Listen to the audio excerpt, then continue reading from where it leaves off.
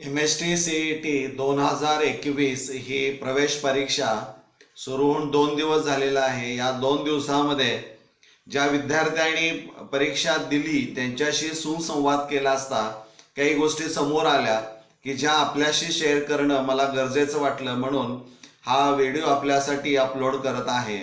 Hello भावी engineers, भावी pharmacist आणि भावी ॲग्रिकल्चरिस्ट या सर्वांचं यश अकॅडमी या आपल्या लाडक्या यूट्यूब चॅनलमध्ये मी प्राध्यापक मिलिंद गायकवाड आपलं मनपूर्वक स्वागत करतो। विद्यार्थी मित्रांनो, प्रवेश परीक्षा ही तुमच्या जे काही तुमचं गोल असणार आहे, जे काही उद्दिष्ट असणार आहे ते साध्य करण्यासाठी किंवा ते तुम्हाला मिळवण्यासाठी या परीक्षेच्या माध्यमातून तुम्हाला जावं लागणार आहे। त्यामुळे या परीक्षेचं महत्त्व तुम्ही समजून घेतलं असेलच, परंतु प्रत्यक्ष परीक्षा सुरू झाल्यानंतर या येणाऱ्या अडचणी काय आहेत आणि काय नाही केलं पाहिजे या गोष्टी आपल्याशी शेअर करणं आवश्यक वाटलं। मुलांशी सुसंवाद साधला त्यावेळेस एक गोष्ट लक्षामध्ये आली। ज्यावेळी विद्यार्थ्यांशी मी प्रत्यक्ष चर्चा केली पेपर सुटल्यानंतर, त्यावेळी लक्षामध्ये आलं की विद्यार्थ्यांना असं वाटलं की आपलं जे काही आधार कार्ड असणार आहे हे अपडेट असणं आवश्यक असणार आहे आणि त्याच्या जोडीला तुमच्या महाविद्यालयाचं ओळखपत्रही तुमच्या सोबत असणं आवश्यक असणार आहे। म्हणजे या गोष्टी तुमच्याकडे असतील परंतु नसेल तर या गोष्टी आपण आपली ID प्रूफ म्हणून ह्या विचारात घेणं आवश्यक असणार आहे।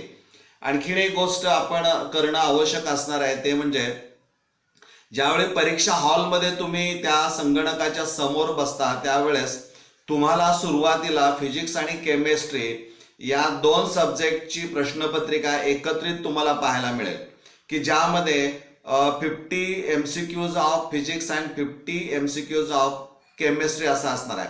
So in all there are 100 MCQs and time to solve these MCQs only 19 minutes. म्हणजे 90 मिनिटामध्ये तुम्हाला हे फक्त सोडवायचं आहे। आणि मग यामध्ये विद्यार्थ्यांनी सांगितलं की sir chemistry as compared to other 2 subjects it was very easy, not so difficult। म्हणजे ही एक आनंदाची गोष्ट आहे की काही का असेना ज्या विषयाबद्दल मुलांच्या मनामध्ये भीती, रिॲक्शन्स आणि मग त्याची उत्तरं या सगळ्या गोष्टी असायच्या, त्या विषयाच्या बाबतीमध्ये गेल्या 2 दिवसामध्ये अतिशय चांगला रिपोर्ट आहे आणि ही एक चांगली गोष्ट आहे।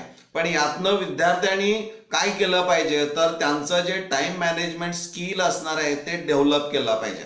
कारण जर केमिस्ट्रीचे MCQ सोपे असतील किंवा त्यांना सोपे जात असतील आणि कमी वेळेमध्ये सोडवले जात असतील तर that time is fully utilize to solve the difficult questions of the same subject that is chemistry as well as physics also.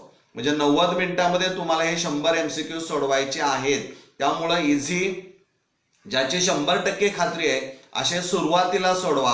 असं मुलांनी सोडवलेलं आहे, परंतु एका मुलाचा अनुभव असा आला की सर काही प्रश्न भर सोडवत गेलो आणि एक प्रश्नावर अशा ठिकाणी अडून थांबलो की तिथं त्याचं उत्तर हे सांगता येईल आणि मग त्याच ठिकाणी तो विद्यार्थी गोल गोल असा फिरू लागला।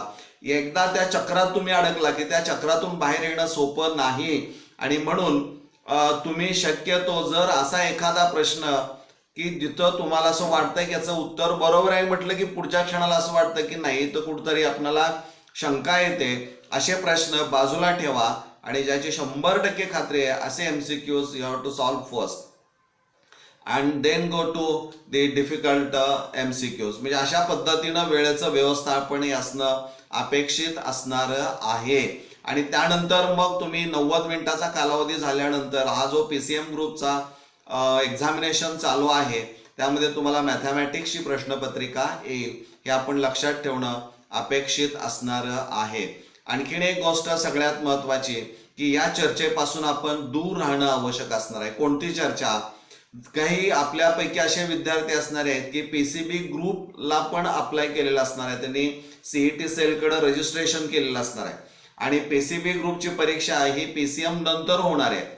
पण बऱ्याच वेळा असं होतं की ज्यावेळी परीक्षा हॉलमधून बाहेर पडता त्यावेळेस आपले मित्र, आपले नातेवाईक किंवा ज्यांना या परीक्षामधल्या विषयांच्या अनुषंगानं माहिती आहे असे काही प्रश्न आपल्याला विचारले जातील आणि त्यातून मग थोडंसं नाराजी तुमच्या मनामध्ये उमटू शकते की अरे या प्रश्नाचं उत्तर हे मला आलं नाही. कारण असं होतं, एक मी मुलांशी ज्यावेळी इंटरॅक्शन केलं त्यावेळेस काही मुलांना नेमकं काय कशा पद्धतीचे प्रश्न विचारले होते हे नेमकं सांगता येत नव्हतं. कारण एक अचानक बाहेर पडल्यानंतर कुणीतरी असं विचारेल याबद्दल फारशी त्यांना माहिती नसल्यामुळं कदाचित असेल. परंतु जर PCM ग्रुप आपला असेल तर आपण डिस्कशनमध्ये भाग घ्या, शक्यतो घेऊ नका. कारण एकदा प्रश्नपत्रिका सोडवल्यानंतर सबमिट केल्यानंतर तुमच्याकडे काही राहत नाही आणि चर्चा ती पण करू नका असं मला मनापासून वाटतंय. यापासून दूर राहा. पण जे विद्यार्थी PCB ला अपेअर होणार आहेत त्यांनी चर्चेत भाग घ्यायला काही हरकत नाही. पण ती चर्चा पोषक असेल तर, त्या चर्चेतून डिमॉरलायझेशन जर होत असाल तर मग मात्र या चर्चेपासून आपण दूर राहणं अपेक्षित आहे. Just you focus on your physics, chemistry and bio. कारण त्याचं कारण असं आहे की फिजिक्स, केमिस्ट्री PCB ग्रुपमध्ये पुन्हा तुम्हाला PC या 2 सब्जेक्टची प्रश्नपत्रिका सोडवावी लागणारी आहे अलॉंग विथ बायोलॉजी. आणि त्यामुळं आपण चर्चेपासून दूर राहावं असं मला वाटतंय.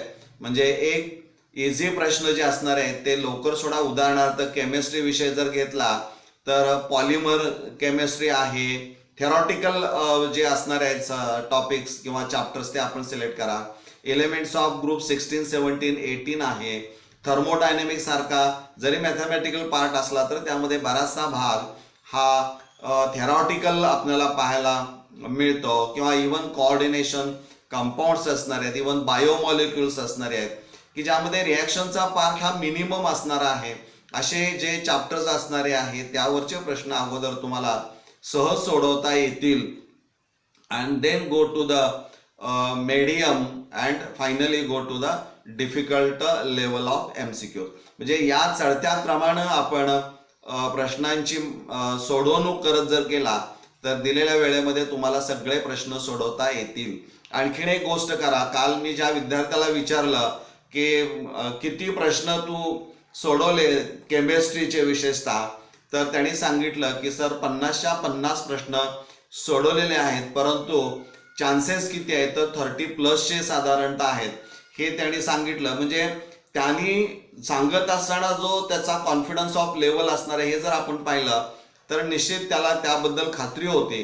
परंतु आणखीन त्यापेक्षा जास्त गुण मिळवण्यासाठी आपण या गोष्टींची काळजी घ्यावी यासाठी हा व्हिडिओ आपल्यासाठी अपलोड करीत आहे. हा व्हिडिओ जर आपल्याला आवडला तर कमेंट बॉक्समध्ये आपण कमेंट करा आपल्याला काय अपेक्षित आहे माझ्याकडून किंवा या यश अकॅडमीकडून. ते निश्चित तुम्हाला पुरवण्याचा प्रयत्न माझ्याकडून होईल. तुमच्या या सर्व पुढील परीक्षेला माझ्या पुन्हा एकदा हार्दिक शुभेच्छा.